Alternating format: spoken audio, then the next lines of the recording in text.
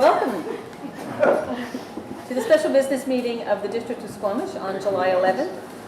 Welcome to the traditional territory of the Squamish Nation. There's an agenda in front of council. I'm looking for a motion to adopt the agenda. Moved by Councillor Ray, seconded by Councillor Blackman-Wolf. All those in favor? Opposed? Motion carries. We have two public hearings on the agenda tonight. Council can decide to consider third reading after the public hearings. However, they may decide to deliberate further or give opportunity for us to have internal deliberation and may not decide to do third reading until the next meeting. That is up to council. First up, we have the District of Squamish Community Plan Bylaw number 2100-2009, Amendment Bylaw Waterfront Landing Sub-Area Plan number 2483, and the zoning that goes with that. I will just read off the public hearing preamble. This public hearing is convened pursuant to Part 14, Division 3 of the Local Government Act to allow the public to make representations to council respecting matters contained in the proposed District of Squamish Official Community Plan Bylaw number 2100-2009, Amendment Bylaw Waterfront Landing Sub-Area Plan number 2483-2016, and District of Squamish Zoning Bylaw 2200-2011, Amendment Bylaw CD Zone 40 Zone, CD 40 Zone number 2484-2016. Everyone present shall be given a reasonable opportunity to be heard or to present written submissions respecting matters contained in the proposed bylaw. No one will be discouraged or prevented from making their views known. However, it is important that the remarks be restricted to the matters contained in the proposed bylaw. Members of council may ask questions following presentations. However, the function of council at a public hearing is to listen rather than to debate the merits of the proposed bylaw. In considering the proposed bylaw, council has received documents which may influence its decision. These documents are available for review and comment and have been included as part of the Planning Department report, or if received later, handed out at the meeting and included in the public hearing package. If any documents are submitted during the hearing, please feel free to review the document during the hearing by asking staff. Members of the public shall maintain order and quiet and shall not applaud or interrupt any speech or action of the members of the public or any other person addressing council. I'll now call on the Planning Department to introduce the bylaw. Thank you, Mayor. My name is Jonas Wandishkis. I'm the Director of Community Planning, and with me today is Susan Stratus, the contract planner for the district reviewing this file, and Dave Narrow, Manager of Major Projects. I will turn it over to Susan Stratus to present the report. Good evening, Mayor and Council. I'm going to just provide an overview of the project and an overview of the bylaws and indicate some of the new information that we have received once the public hearing notice was advertised. The subject property is located at 1500 Highway 99. It's 21 hectares in size, and it's a previous industrial site that was used up until about 7 or 8 years ago, I believe. It's adjacent to Laurelwood Drive, Mamcombe Blind Channel, CN Rail Line, and Highway 99. The process to date, the application came in on August 5th, almost a year ago. Between October and April, we had a technical review of the many reports that were submitted with this application. Referrals were done to a number of provincial and local agencies, and a number of design changes were undertaken. There were also council and committee reviews during that period. On May 2nd, the bylaws were given first reading. June 6th of this year, they were given second reading with some amendments. And 2 weeks ago, June 27th, we had the first public hearing. The context in the official community plan, the subject property is designated downtown as part of the OCP. The proposed development consists of multiple unit residential, shown in yellow, commercial, which is shown in red, marine, and park uses. A mix of housing types are proposed, consisting of duplex, townhouse, and apartment uses. There are planned to be roughly 900 to 1,000 units, and the latest count was 947, and that will change somewhere between 900 and 1,000 as each phase of development proceeds. There is a lower scale of development in the commercial village area. Let's see if this works, which is the red area. 2 to 3 story buildings there, and against Laurelwood, the buildings will go up to 4 stories, higher profile buildings against the busier road that will eventually be there. There will be commercial use along the waterfront and along Laurelwood Road as shown in red, and live-work uses will also take place in the village. There is a marina area proposed adjacent to the village shown in purple, where there will be marina development on both sides of the future pedestrian bridge crossing. 2 major waterfront parks are proposed. The largest is at the north end of the site and runs along the Mancomb Blind Channel. And at the south end of the site, a second waterfront park is proposed. The phasing of development is tied to the amenities that are proposed in the land development agreement. The project begins at the center of the site. The first phase is here, phase 1, moves to phase 2, and then phases 3A and B. The later phases are the commercial village in phase 4, 5, 6, and 7 will come much later. The pedestrian bridge is proposed to phase 2B, and that links with Victoria Street downtown. Commercial uses and affordable housing are proposed in phase 3B along Laurelwood.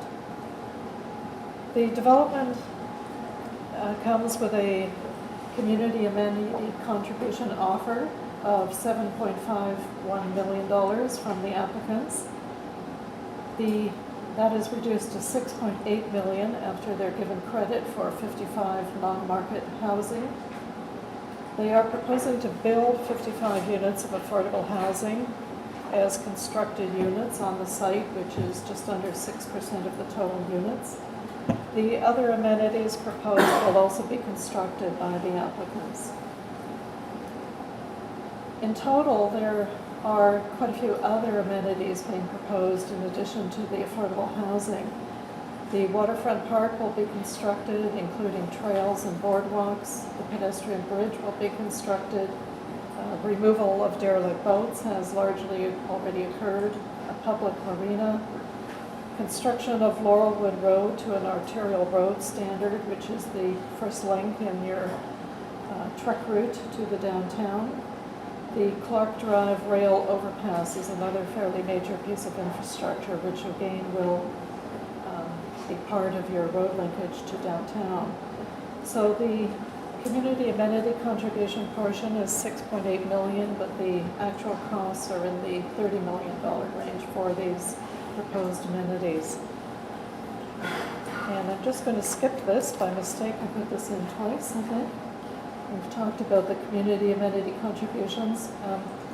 The other part of the contributions that is being made and will be secured in the land development agreement is the construction of the commercial space. We're making sure that that comes in reasonably early in the development.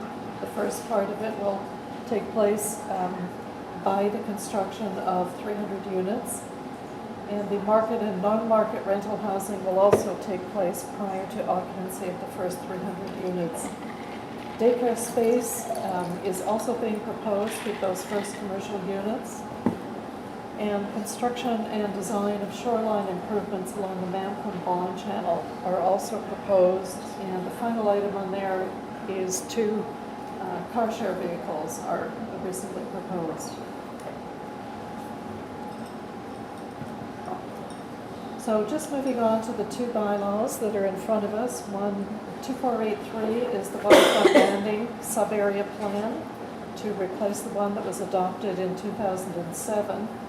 And bylaw 2484 is a new CD zone, CD40 zone, to replace the one that was originally adopted in 2009. Both of these documents are revised to reflect the new development plan. So Schedule A of the sub-area plan establishes the land uses, including the water area, which I've already mentioned. Schedule B is another of the important schedules that establishes both the public parks and the strata parks and the active transportation routes. In addition to the two major public parks, there are a series of internal parks and trails within each of these strata nodes that complement the public park system. The CD40 zone, which is already in place on this site, is proposed to remain on the majority of the site, but the two public park areas are proposed to change from CD40 to P3 to reflect the public ownership, and the marine development area is proposed to go from Industrial 3 to CD40. And right now, all of the Manicouagan Blind Channel is zoned Industrial 3.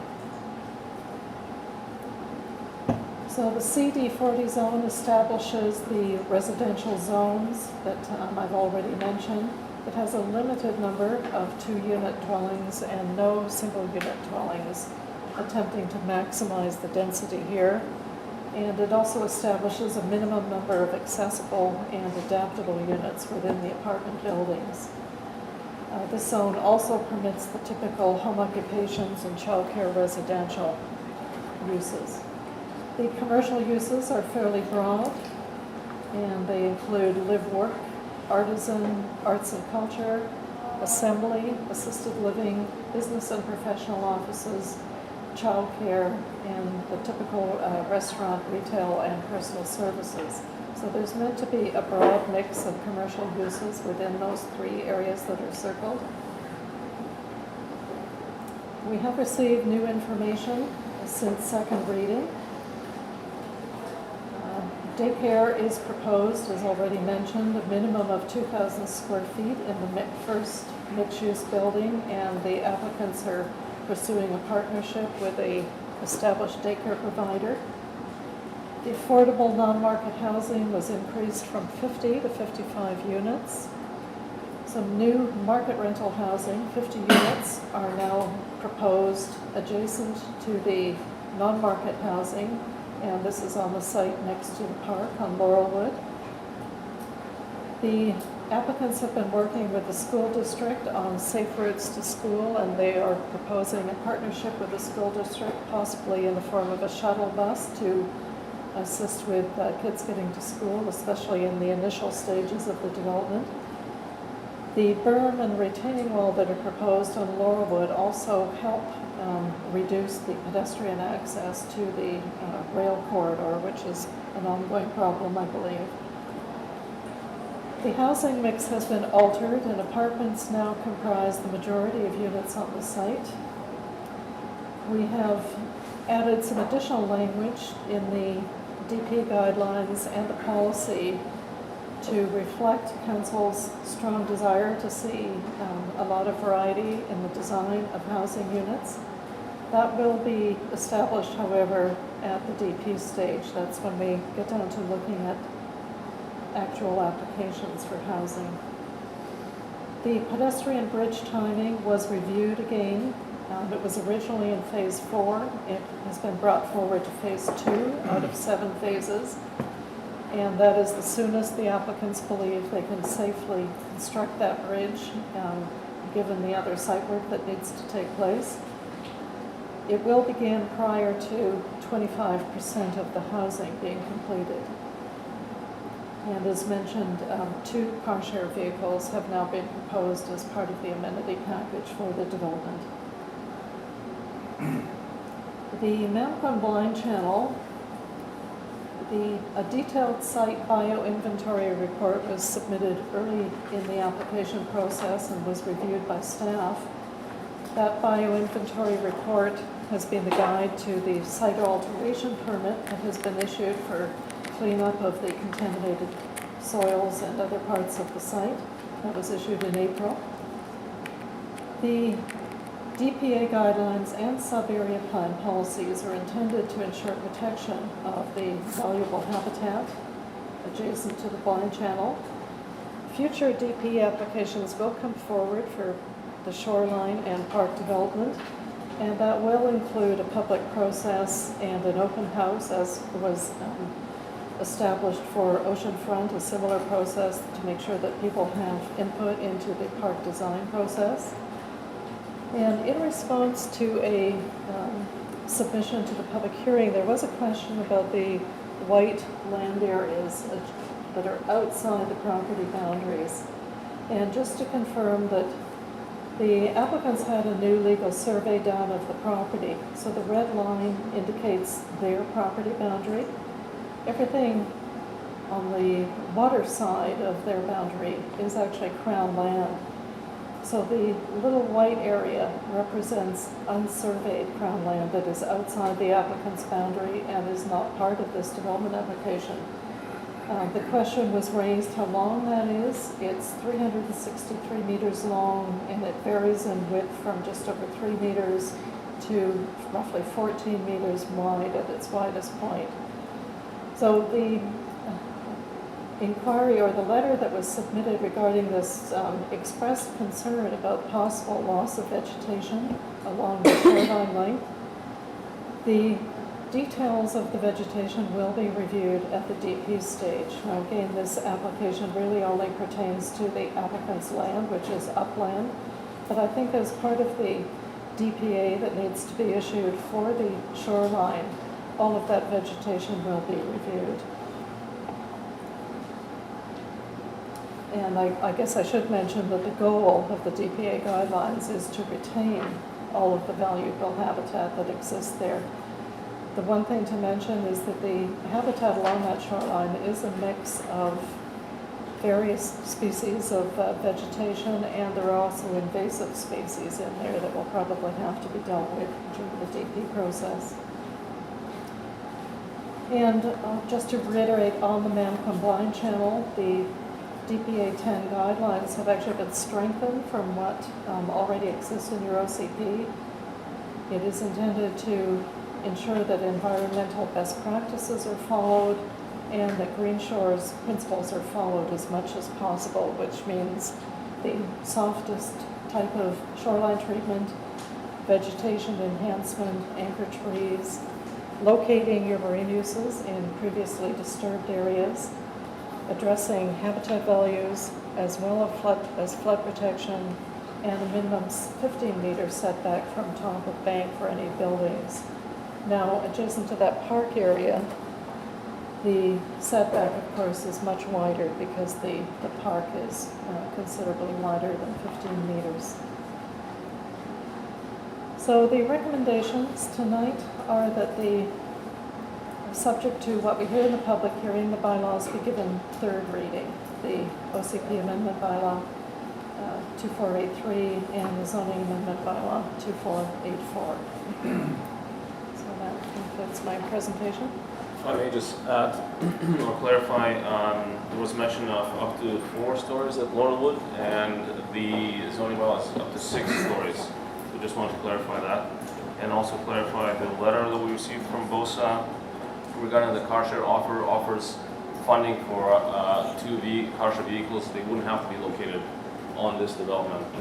There'd be a partnership between Squamish and a car share company, and that would determine where the location of these vehicles will be. Council, do you have any questions for clarification purposes for staff? Council Pryor. Thank you. I didn't, on the pedestrian bridge, I didn't figure out what you said there. It says second phase, 70%. Could you bring that Yes, slide up again, yep. please?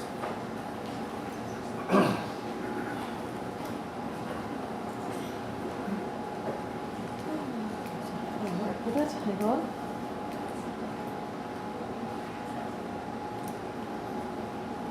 The pedestrian bridge is proposed prior to occupancy permit of the final unit in phase 2. So the final unit of the second phase, It'll be finished by then. see, that's kind of like they might even start the third phase and the fourth phase before the final phase of the second. You know, I wonder if we couldn't get that worded a little differently so that we know when it's. Yes, through the chair. We'll be establishing this in the land development agreement. I'm I've really abbreviated all the language here just for the Okay. public hearing, but the land development agreement is going to secure that properly, and it will be using formal language. The intent is that they don't proceed into additional phases Okay, 'cause I, until that's done. just as to staff, really, we're getting work done on our side of the blind channel, or on the downtown side of the blind channel right now, where there's been sheet piling and everything put in. Is it being designed to carry a bridge? I mean, are we thinking far enough ahead there on that? Yes, we are. We've determined that there is lots of room on the street end as well as on the adjacent park to land the bridge. It's not going to be a difficult bridge. It's not going to be a vehicle bridge to land. Yeah, but, and then on the Pemberton Bridge, and I didn't really see much on the Pemberton Bridge there, we talked about it before. So the infrastructure, when the Pemberton Bridge comes in, I assume is it a 66-foot wide road right away going across? Dave Merrill, Director of Major Projects. Through the mayor. That's to be determined. Currently, Laurelwood Avenue, which is being constructed on the east side of the site. I think, David, you have to speak a little louder. Sorry. Thanks. Currently, Laurelwood Avenue, which is constructed along the east side of the site, is being built to a 25-meter right-of-way, arterial standard. There are some constraints in that area with property located on the north side of the channel, as well as the proximity to the rail bridge there. So that is yet to be determined and will be figured out in the detailed design. And it should be noted that the bridge construction is not part of the waterfront landing development. It will be a district initiative. So Pemberton Avenue upgrade and all that's all going to be a district? That won't be anything to do with these guys? That's correct. Other than contribution, if it ends up being a DCC project, contributions into the DCC fund. Like everybody else. Yes. Councillor Chappelle. Thanks. I'm interested in the assisted living definition in our commercial, in the commercial zoning definition. You have assisted living in there, and I'm curious as to why assisted living was added into employment space.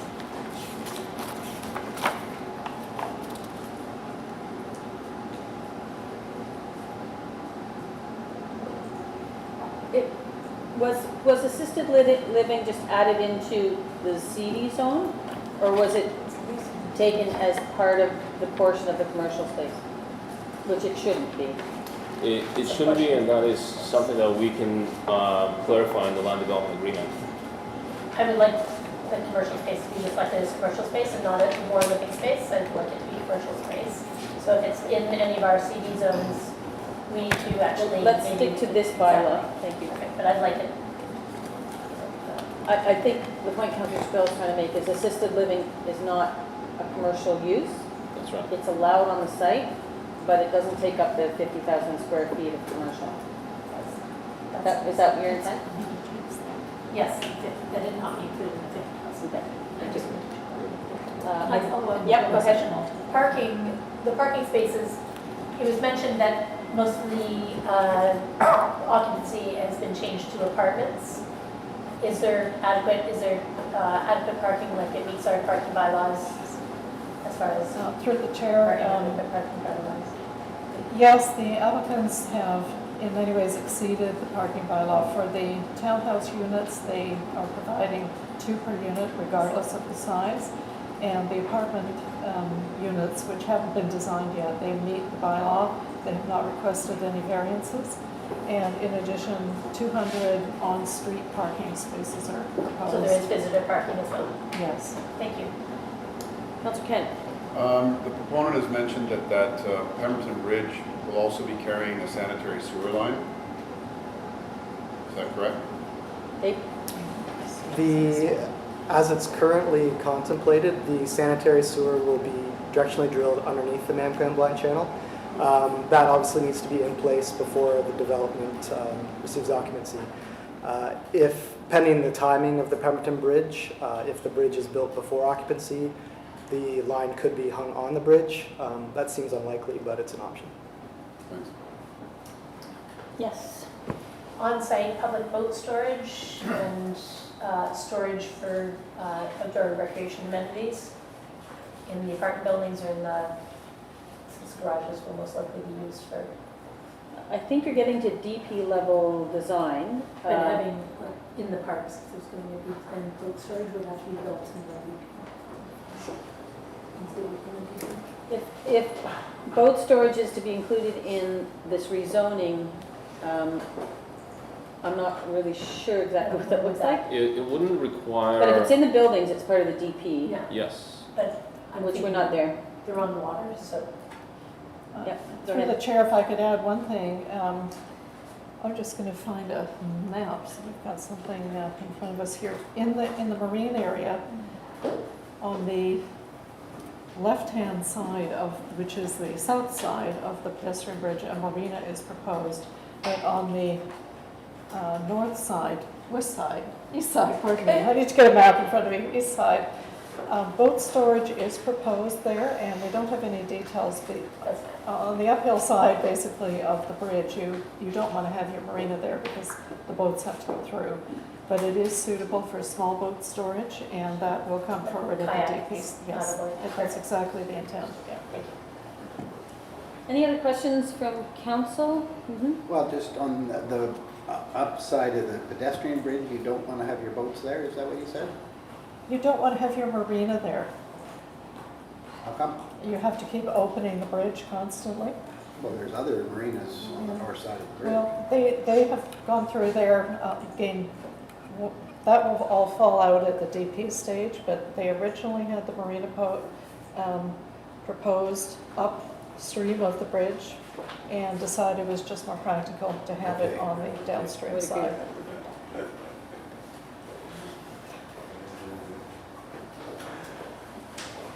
Thank you. Council, are there any more questions for clarification purposes?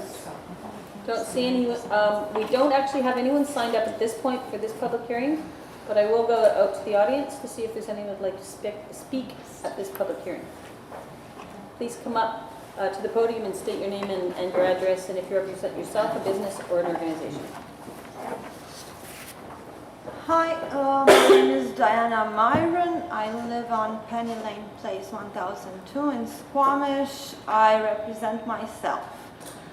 I just wanted to say that this is the sort of development I am looking for, and I believe other young people like me are looking for.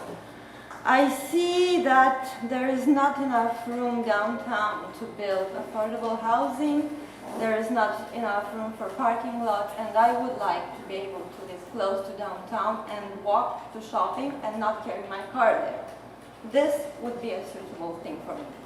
I would like to be able to buy an apartment that is the size I need, not a 5-bedroom house that is 7 kilometers away from downtown. And this is something that could work for me.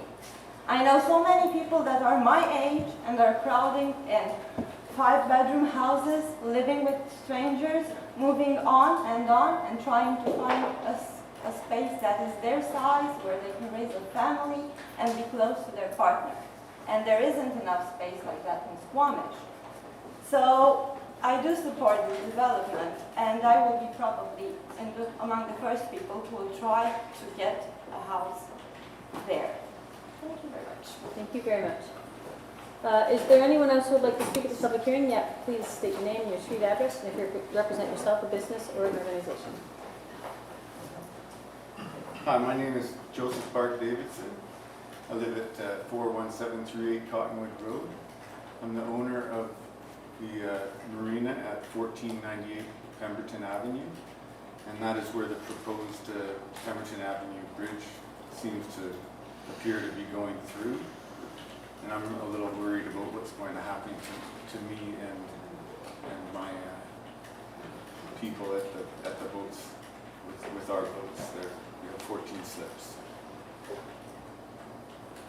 And I'm wondering, thank you, I'm wondering, if staff could just quickly go over what MOTI's response was, referral was to this proposal, just so everyone's clear.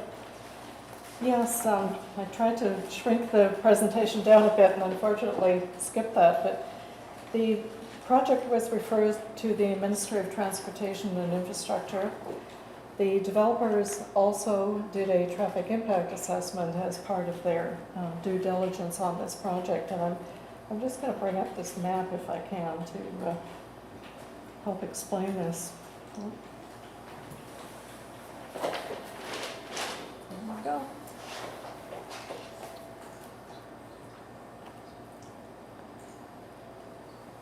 Well, actually, this will. There we go. The traffic impact assessment looked at the traffic that is generated by this development as well as by, there's quite a bit of other development happening in the general area, including downtown.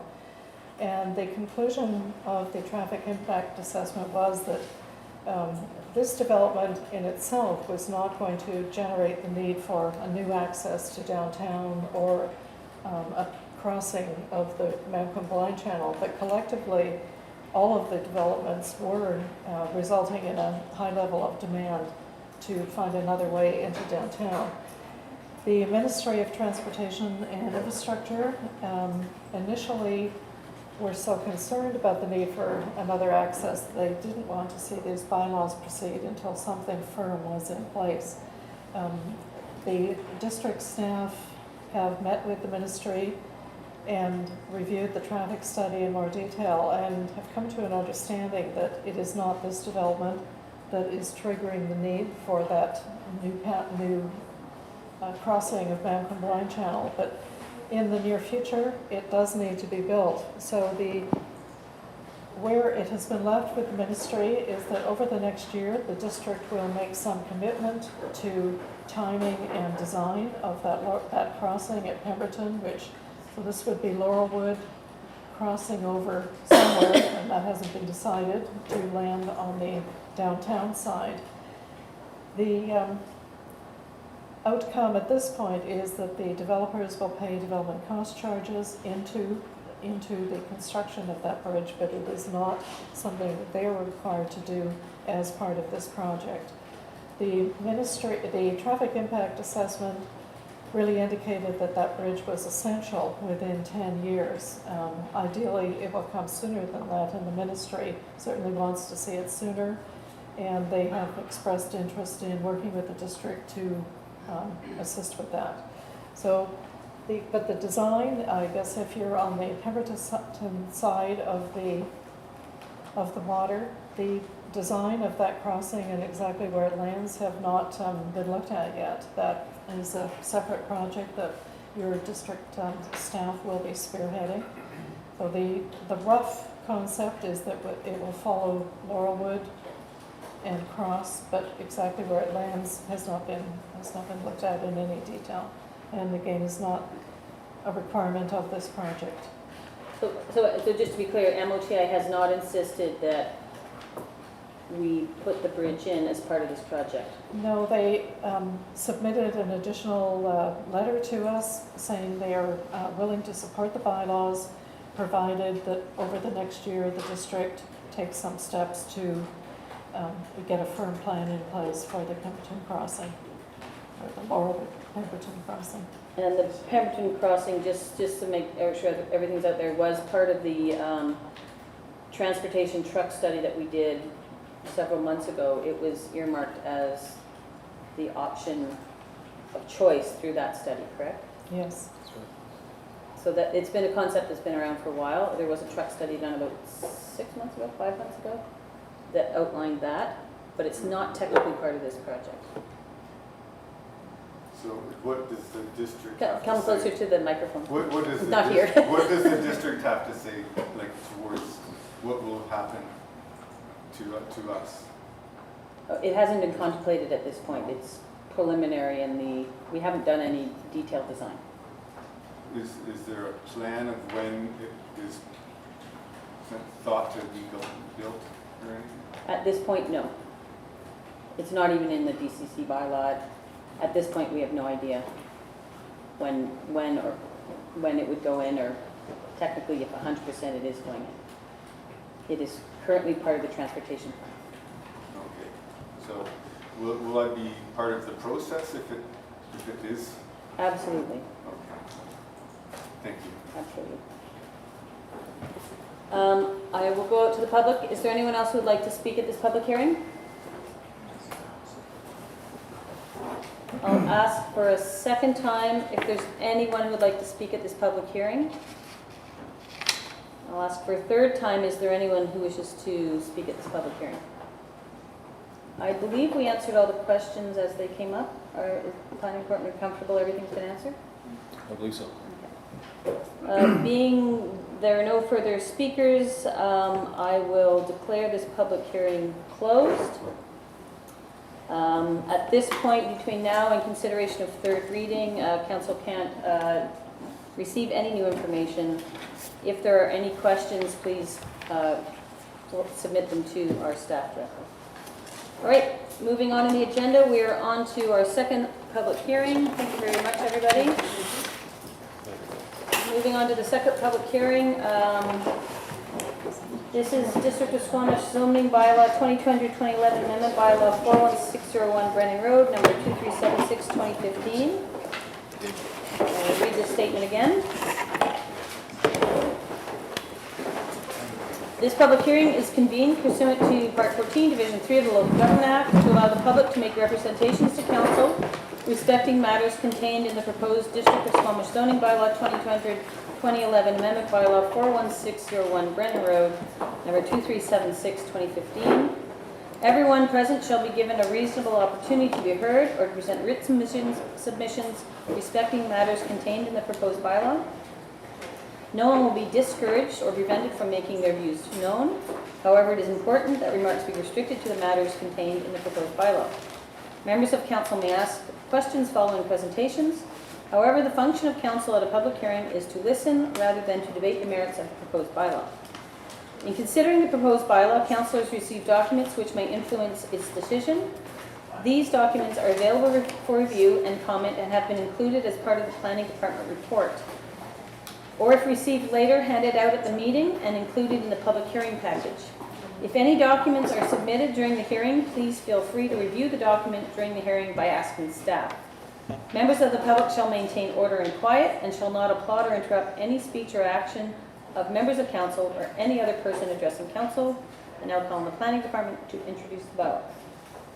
Thanks, Mayor Heisling. Good evening, Mayor and Council and members of the public. My name is Asia Philp, planner with the Community Planning and Infrastructure Department. Tonight I'm presenting on the rezoning application for 41601 Brennan Road for the second public hearing. The first public hearing was held on June 27th. Proposed zoning amendment bylaw number 2376 presents a request to rezone the lands from rural residential 2, RL2, to residential 1, RS1, to allow for a single-family residential development with a rural residential 1 remainder lot to retain the existing home. The proposed development is located in Brackendale. It's at the north end of Brennan Road, adjacent to Judd Slough. Here you can see the area proposed to be rezoned to RS1 is in yellow on the right, which is approximately 10 acres and would be for the single-family residential development. And the area proposed to be rezoned to RL1 is in green on the left, which makes up the 4-acre rural residential remainder where the existing home is currently located, adjacent to Judd Slough. The applicant has proposed a 35 single-family lot development. This is the lot layout. If the rezoning is successful, the next step in the development would be going through the subdivision process. Prior to first and second readings, staff reviewed the initial flood and debris flow risk assessment report by Cordillera Geoscience and did not find any significant issues with the report.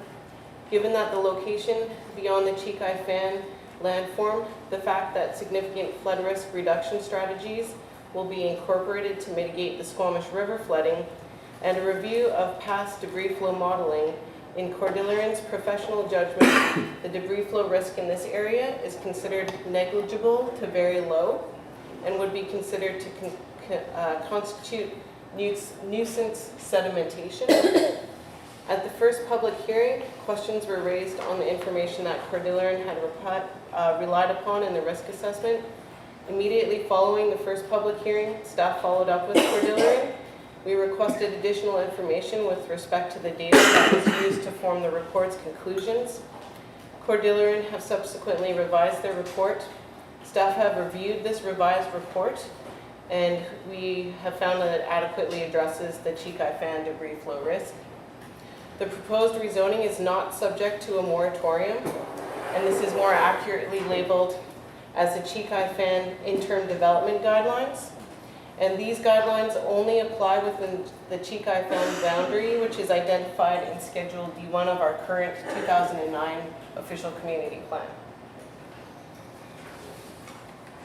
The site is exposed to severe flood hazards due to its proximity to the Squamish River and its low-lying elevation. The Integrated Flood Hazard Management Plan designates this site as a conditional densification area where specific conditions need to be met in order to support densification through rezoning.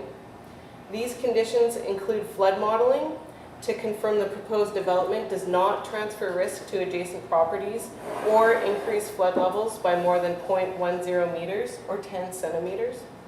At the first public hearing, a moratorium on rezonings in flood hazard areas was also brought up. And I just want to outline the history on this moratorium, and this is more accurately labeled as a deferral. In October 2015, the deferral was placed on new and in-stream rezonings, which proposed increasing density in high-risk flood areas. And this was put in place until the river flood mitigation strategy was done. The subject property was included in this deferral. From February to May 2016, the draft river flood mitigation strategy was brought forward, and various land use mitigation options were reviewed over several meetings. The deferral continued through this review process, and then in July 2016, the river flood mitigation options were finalized and adopted as policy. The subject property was placed within the conditional densification area, and the deferral was lifted.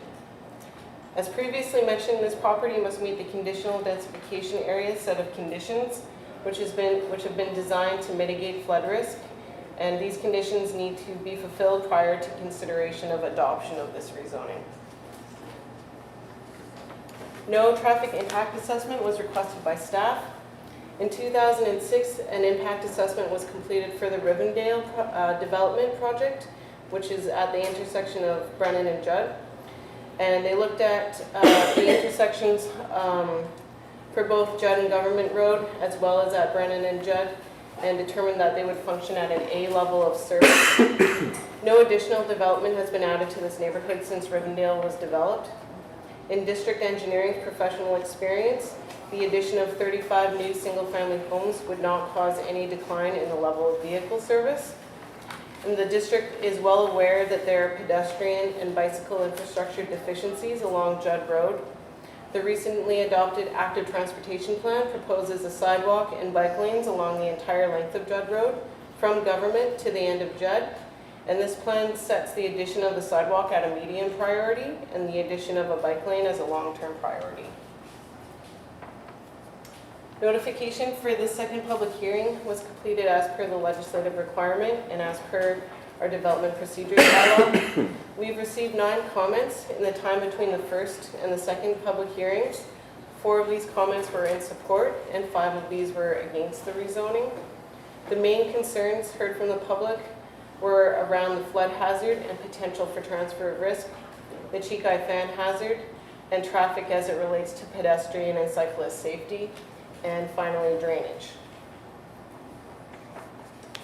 Following the public hearing, council may consider the below recommendation that the District of Squamish Zoning Amendment Bylaw number 2200, Amendment Bylaw number 2376/2015 be given third reading, and that prior to adoption of Amendment Bylaw 2376, the following items be resolved.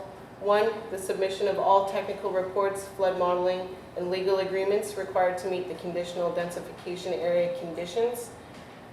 2, provision of a voluntary community amenity contribution of $10,000 per single detached lot, the total amount of which is to be established based on a subdivision plan and has received preliminary layout approval. And 3, registration by the applicant of the Section 219 no-build covenant on the subject property that would remain in place until a portion of dike protecting the property meets requirements for a standard or adequate dike. And that concludes the public hearing presentation. Thank you very much. Council, any questions for clarification purposes? Seeing none, I have one. Councillor Elliott?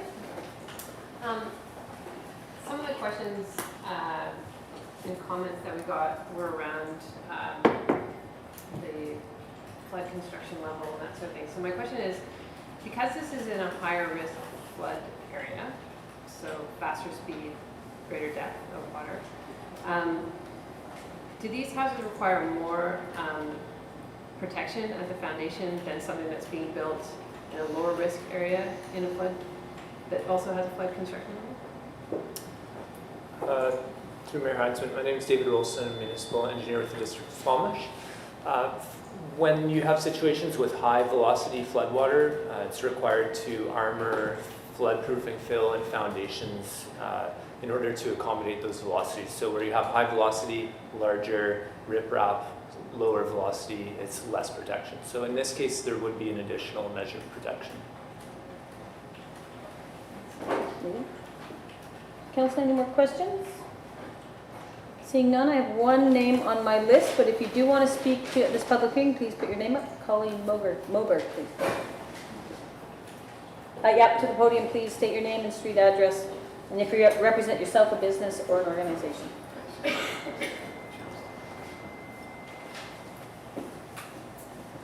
you. My name is Colleen Moberg, and I live at 1028 Condor Road, and I'm here to represent myself. I've lived in Squamish for a very long time, and we have been very interested in finding a flat level single-family home lot to build on, and so I was really excited to see this proposal come forward. We're interested in not living on the hill. Most of the lots that have come forward have been on the hill, and we're very interested in living in a single-family home development, which we have not seen come forward very often. That isn't up above Quest or in Skyridge. So I would like to put forward my favor for this development. I know that you said there's been some opposition. Thank you. It seems like, well, I just want to say, it seems like this is just a continuation of the feel of Brackendale, which I think people really like. That a little bit larger lot, a place where you can walk, a place where you can bike.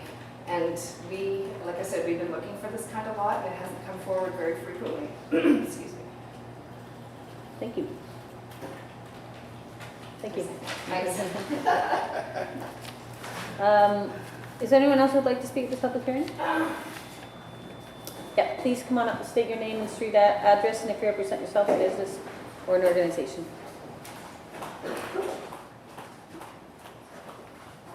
Hi, my name is Christine Gully. I live at 41588 Brandon Road, and I represent myself. About the part about the registration by the applicant of the 219 no-build covenant, I just want to have that explained. Does that mean until the district fixes the portion of the dike, nothing will be built? Or does that mean they need to secure we're going to do something? Or I just wanted clarification on that one. Thank you, Mr. Olston. Do you want to answer that? Yes, through Mayor Heinzman. The district has, through our integrated flood hazard management plan, has adopted a policy where subdivisions of greater than 3 lots would be deferred until the dike meets what's a standard or a standard dike or adequate dike status. So what that means in this case is that the district would at the very least need to acquire a right-of-way for the upstream portion of dike that would enable the district to go in and complete any necessary upgrades to bring it up to the provincial standards. Physical works would not actually have to be undertaken in order to meet the standard.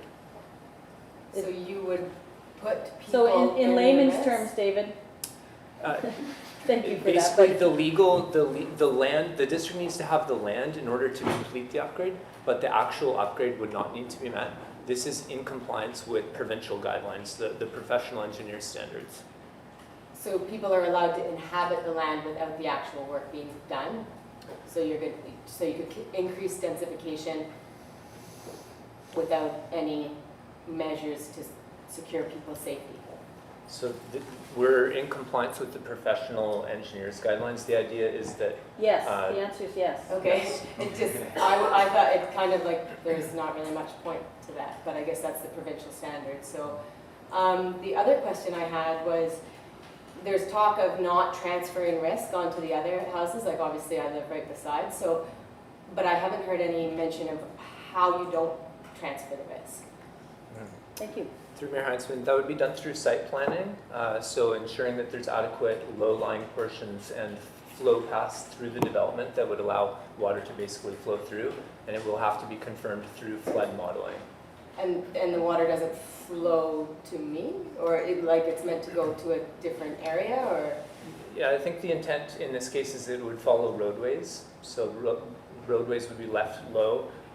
There's fill limitations within the site. So those types of implementation measures would be put in place, and then it will have to be modeled to confirm that risk is not transferred to adjacent sites. Okay, and all that information will become available before you said the adoption? That's correct. Okay, excellent. Thank you very much. Thank you. Is there anyone else who would like to speak at this public hearing? Yeah, did I see another hand? Thank you. Please come up, state your name and street address, and if you represent yourself, a business or an organization. Pardon me? If you represent yourself, a business or an organization. No, I'm here for myself. Thank you. That's Margaret Candy, and I live at 1100 West Eagle Road. And I don't know, in the 81 flood, our property never flooded. And I really hope that now it won't anymore. Because,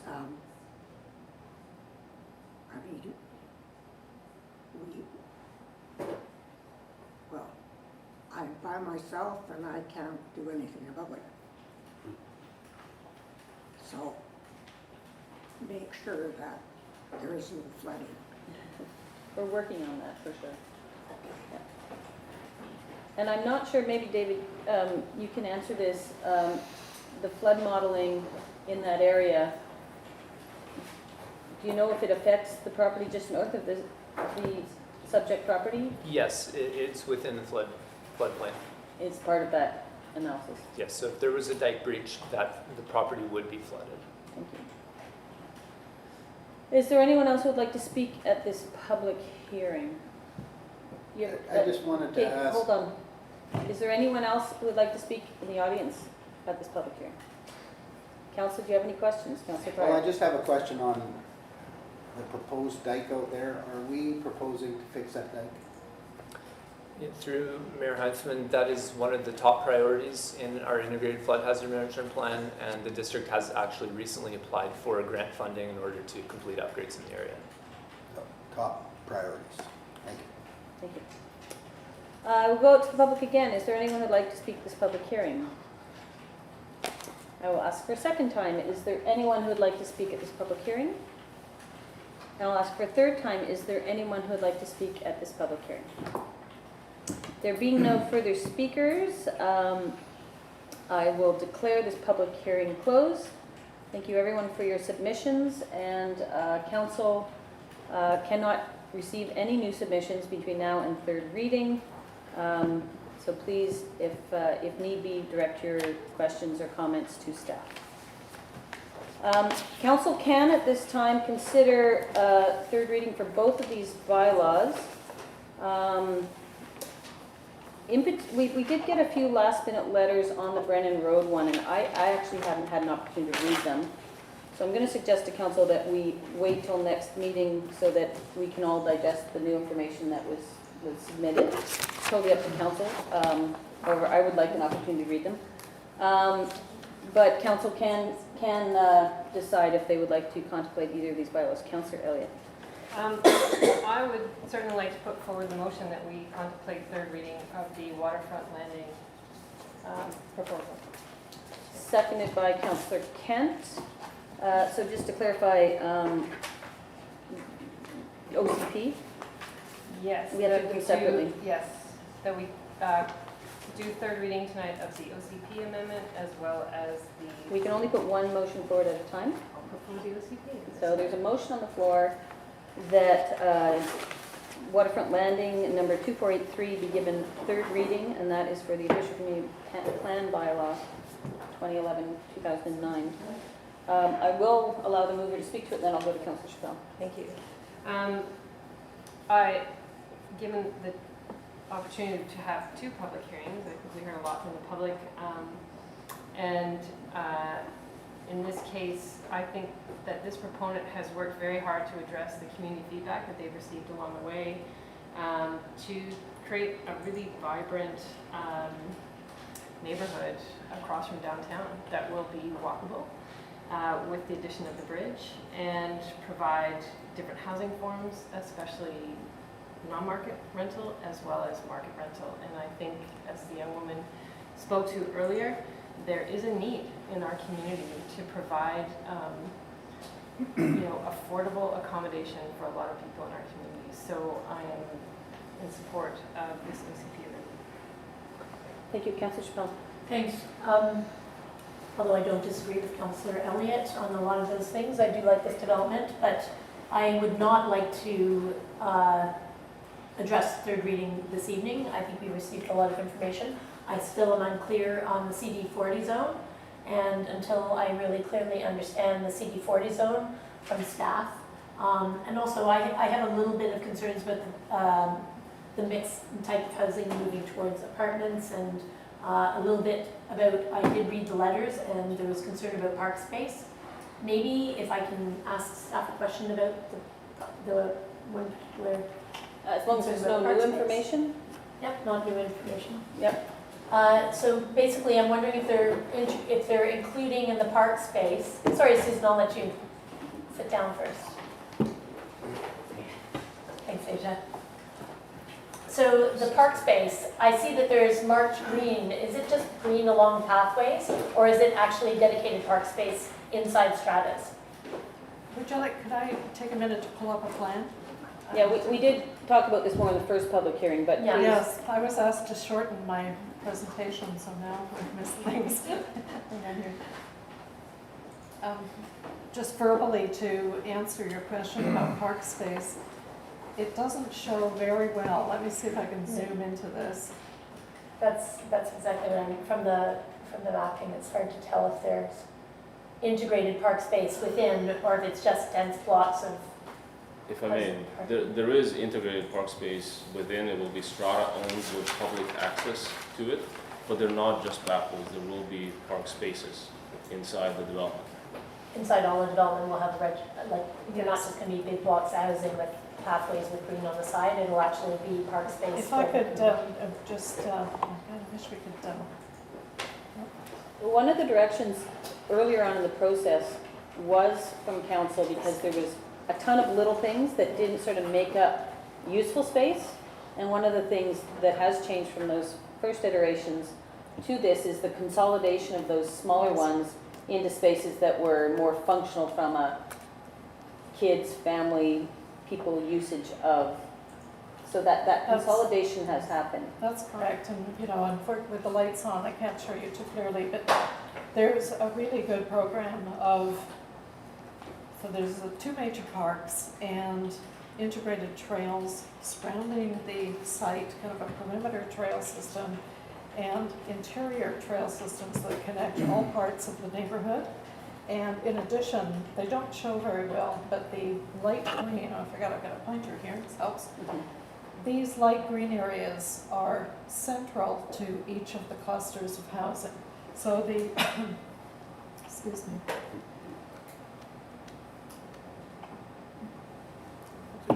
As the mayor just mentioned, the site plan has been changed to collect all those bits and pieces of heartland and create these centralized areas within each strata.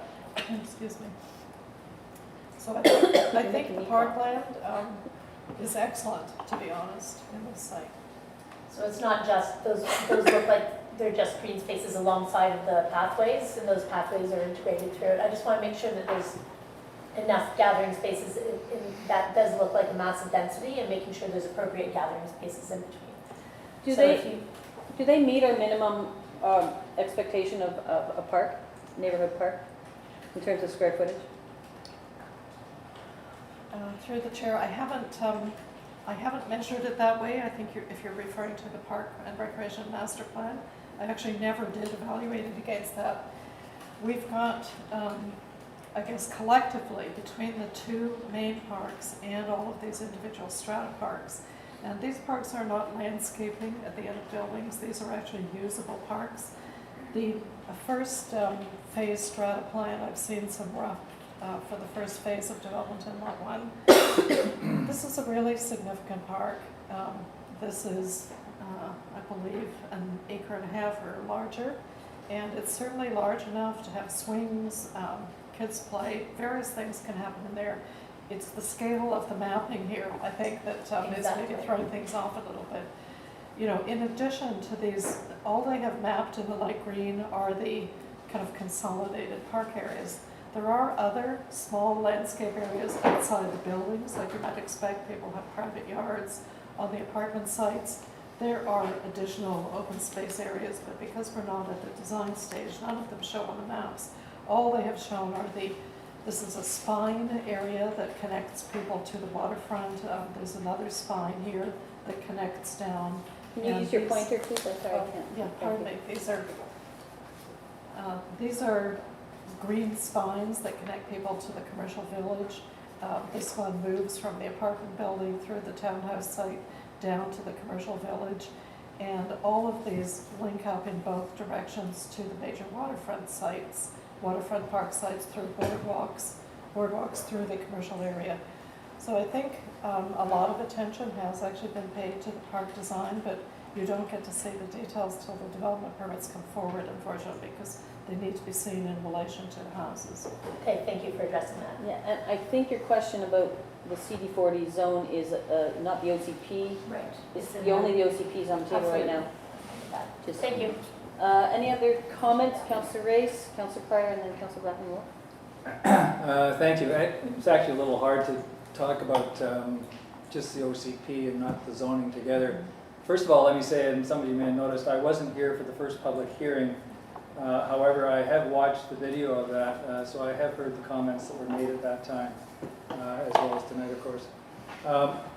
And I do support this. I was frankly not a fan of the previous zoning of this, which was something that was completed just before I got on council. And when the applicant came to us, I expressed that along with others. And so I was very happy to see the proposal that came forward because I thought it showed an awful lot more imagination, made it a more walkable area, more commercial area, so more employment opportunities, and more of an extension of the downtown, which is what it really was in the OCP, or intended to be in the OCP. I didn't like the 12-story towers that used to be there. The applicant has taken those down and reduced the density somewhat compared to the previous zoning. So all in all, from my perspective, it was an attractive proposal. It became even more attractive, I think, to me between first and second reading when, in response to comments made, there were changes made by the applicant, which made it an even more attractive proposal for me. So I am happy to support this. I think this will be a very welcome addition to our downtown area and our community generally, and a great activation of the waterfront, commercial area, and walkable, meets all of the, I think, the ticks in the boxes that I would like to see on a development proposal like this. So I will support this. And to save me talking twice about this tonight, I'll apply the same comments to the rezoning motion, which would probably follow this. And I'm happy for council to generalize their comments, but if there may be specific items that might differentiate your vote, I just wanted to clarify that for council. Councillor Pryor, then Councillor Blackman Wolf. Yeah, thank you. I like the last one with the towers, and I like this one. I think the trail networks in here is going to be a big thing. The most important thing to me is the bridge and the timing on the bridge. And you guys all know that. The sooner you get the bridge in there, the more pricey your product will be. So, I mean, I like this development, and I think you did great along the waterfront. Bravo. Thank you. Councillor Blackman Wolf. Yeah, I mean, I'm happy to see that even though it's not to the extent that I would have wished, that we've got a bit of an increase in terms of the number of non-market housing units as well as a purpose-built rental. So for me, that's definitely a big consideration, and I think this particular development is definitely a lot better than the previous proposal, referencing the previous owner's 12-story tower business stuff. I think that this is definitely of a higher standard, and I think it'll be something that will probably refer to when we're adjudicating other applications, because it does set a pretty high standard, and in particular the pedestrian connectivity to downtown. To me, that's just such a linchpin of the whole development, so I'm happy to support it. Thank you. Councillor Kent? All I want to say is I really appreciate how the proponent listened to the comments of council and staff and worked jointly with everyone involved on this to bring it to what it is now. Thank you. Councillor Shaw? Thanks. I will be supporting the reading. I just echo the comments that council has already made. I'd also like to thank the proponents for addressing the commercial needs as well, and for the additional commercial space that was added. I find that the connectivity and just having the pedestrian bridge attached to two different employment areas where people are able to walk and have small spaces to live in as well. The connectivity within the land base as well is excellently thought out. And I share Councillor Pryor's concerns about having that bridge go in as soon as possible so that people are not having to take cars into our downtown to increase the density of traffic in our downtown. Thank you. I'll speak briefly on this. I was on council when this first came forward. There were aspects of the current zoning, particularly on the environmental front and some stormwater management, that were quite innovative and I thought well thought out at the time. But I do think this project is a step up from that. It's actually reducing the density a little bit compared to what it's currently zoned for. It's hard to compare the community amenities because it was a bit of an apples and oranges scenario. But I think this has come to a good result, and I think that is been a very comprehensive, deliberative process with the community. I appreciate the effort and the responsiveness that the developers have shown here. I agree that the pedestrian bridge is a critical piece, and I think Councillor Pryor is right. It will add value to your property tremendously. So it will certainly add value to our community and make that connectivity. We did express some concerns about as this grows out and you start to have kids there, and creating that challenge of kids walking across the CN bridge. And so the sooner that pedestrian bridge can go in downtown is really critical in this whole thing. And I appreciate moving up to second phase, but as it goes forward, any effort to move that along sooner would be fantastic. As well, you know, we talked about it briefly, and it's not technically part of this project. A second access into downtown has been a goal of the district for many years. So the crossing over the train tracks, mostly because we have one access in and out of downtown, and you have to, it can be cut off by the train tracks at any given moment. So this project helps move us further along that ability to actually make sure that we're providing those redundancies or those safety issues for the downtown area. Particularly as the oceanfront and the downtown get built out and waterfront landing, that will become more and more critical. So as we move forward with that process, we need to make sure all the adjacent landowners and others are involved in the process. But generally speaking, I think this is good. I think there may be a few more specific items that councillors want to talk about when we consider third reading of the zoning. But I will call the question on the OCP. All those in favor? Opposed? Motion carries unanimously. Would anyone like to put forward third reading on the CD Zone 40? Moved by Councillor Race, seconded by Councillor Chappelle. Councillor Race, would you like to speak to it, or have you said your piece? I've said my piece. Thank you. Anyone else? I'm wondering if we wanted to clarify based on Councillor Chappelle's question about assisted living not being, can we do third reading and put a clarification that conditional on the assisted living portion not being part of the commercial allocation? Just so we're clear.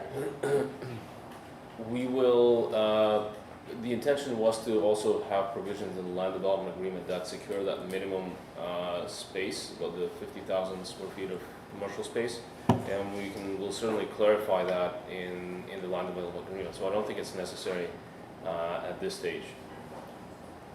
So the land development agreement will come back to council at a future meeting It will come back to council with the adoption. with the adoption. Yes. Councillor Chappelle. If the CD, that building in that space is zone CD40 and assisted living is in that CD40 zoning, how can you separate that out and clear? It will be able to happen. It will just have to be in addition to the 50,000 of commercial space. So the CD zone outlines What is allowed in specifically the what's, space. the uses Yep. and the area That's right. that is expected. So they can't do anything, they can do more than 50,000 square feet of commercial. They Exactly. can't do less. Yes. And I think the worry is that assisted living will carve into that job creation space. And really it is living, Yes. It is not a employment or commercial it's housing. activity. So we just need to clarify that it's housing. Yes. And I have other questions about that in our other zoning areas, but I'll address that offline, because I do think that if you include it in zoning, if it's in the zoning that you set in a piece of land, I'm wondering how we can designate without actually clarifying that it's 50,000 square feet of commercial space, if it's set in the land use zoning. So have we done that in other places, set aside this space must be this X amount within the zoning? It would have to be tied, it's possible to do, it would have to be tied to some sort of density provision, but it's much easier just to do it in the land development agreement as a Excellent, condition. thank you for the And clarification. that's why we have that tool, to be able to Yes. clearly articulate those things. Councillor Race. Well, it's just on this point, and the bylaw is probably in my package, it's about that thick, and I don't want to wade through it now, but in the bylaws, there's not a definition of commercial. In the zoning bylaw, the zoning bylaw has a CD40 zone. definition of commercial as a general rule, but it's an extremely open definition. So what we will do in the land development agreement, we'll list the uses that are considered commercial. Thank you. I don't see any more hands. I will call the question. This is third reading for the CD40 zone. All those in favor? Opposed? Motion carries unanimously. Council can consider the other bylaw. I would like an opportunity to read the letters that were presented, just because we haven't had the opportunity to do that today. So unless council is really adamant, we will entertain a motion to terminate. Moved by Councillor Elliott, seconded by Councillor Chappelle. All those in favor? Those abstaining, motion carries. Thank you very much, everybody.